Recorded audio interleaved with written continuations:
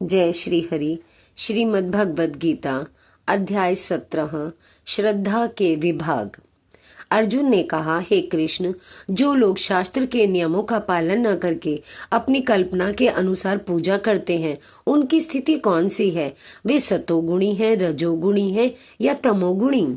भगवान ने कहा, देहधारी जीव द्वारा अर्जित गुणों के अनुसार उसकी श्रद्धा 3 प्रकार की हो सकती है, सतोगुणी, रजोगुणी अथवा तमोगुणी।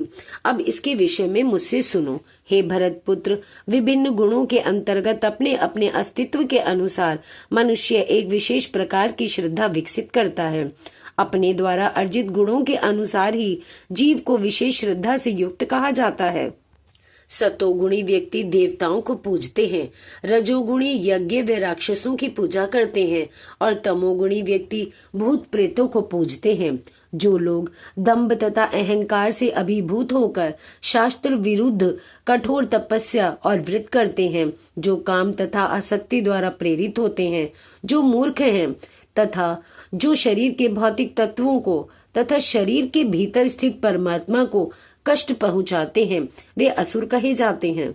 यहाँ तक कि प्रत्येक व्यक्ति जो भोजन पसंद करता है, वह भी प्रकृति के गुणों के अनुसार 3 प्रकार का होता है। यही बात यज्ञ, तपस्या तथा दान के लिए भी सत्य है। अब उनके भेदों के विषय में सुनो। जो भोजन सात्विक व्यक्तियों को प्रिय होता है, वह आयु बढ़ाने वाला, जीवन को शुद्ध करने वाला तथा बल, स्वास्थ्य, सुख तथा तृप्ति प्रदान करने वाला होता है। ऐसा भोजन रसमय, स्निग्ध, स्वास्थ्यप्रद तथा हृदय को भाने वाला होता है। अत्यधिक तिक्त, खट्टे, नमकीन, गरम, चटपटे, शुष्क तथा जलन उत्पन्न करने वाले भोजन रजोगुणी व्यक्तियों को प्रिय होते हैं। ऐसे भोजन दुख, शोक तथा रोग उत्पन्न करने वाले हैं। खाने से 3 घंटे पूर्व पकाया गया, स्वादहीन, वियोजित एवं सड़ा, झूठा तथा अस्पृश्य वस्तुओं से युक्त भोजन उन लोगों को प्रिय होता है जो तामसी होते हैं। यज्ञों में वही यज्ञ सात्विक होता है जो शास्त्र के निर्देशानुसार कर्तव्य समझकर उन लोगों के द्वारा किया जाता है जो फल की इच्छा नहीं करते। लेकिन हे भरत श्रेष्ठ, जो यज्ञ किसी भौतिक लाभ के लिए या गर्ववश किया जाता है, उसे तुम राजसी जानो।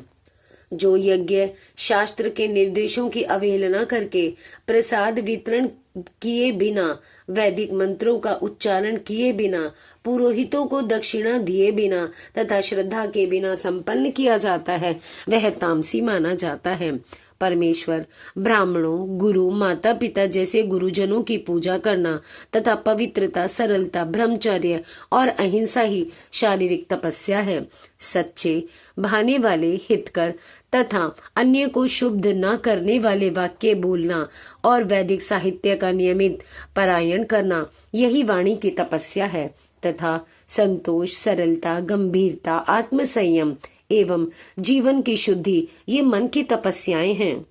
भौतिक लाभ की इच्छा न करने वाले तथा केवल परमेश्वर में प्रवृत्त मनुष्यों द्वारा दिव्य श्रद्धा से संपन्न यह 3 प्रकार की तपस्या सात्विक तपस्या कहलाती है। जो तपस्या दंभ पूर्वक तथा सम्मान, सत्कार एवं पूजा कराने के लिए संपन्न की जाती है, वह राजसी कहलाती है। यह ना तो स्थायी होती है न शाश्वत। मूर्खतावश आत्म उत्पीड़न के लिए या अन्य को विनष्ट करने या हानि पहुंचाने के लिए जो तपस्या की जाती है, वह तामसी कहलाती है।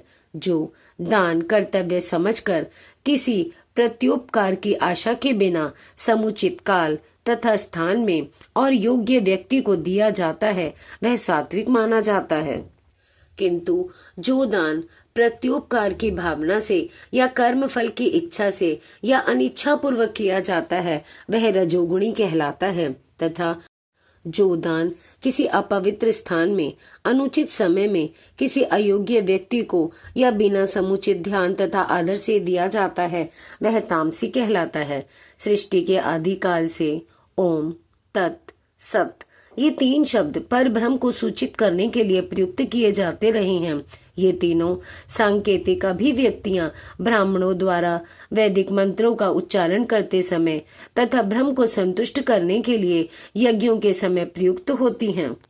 अतएव योगी जन ब्रह्म की प्राप्ति के लिए शास्त्रीय विधि के अनुसार यज्ञ, दान तथा तप की समस्त क्रियाओं का शुभारंभ सदैव ओम से करते हैं। मनुष्य को चाहिए कि कर्म फल की इच्छा किए बिना विविध प्रकार के यज्ञ, तप तथा दान को तत् शब्द कहकर संपन्न करें।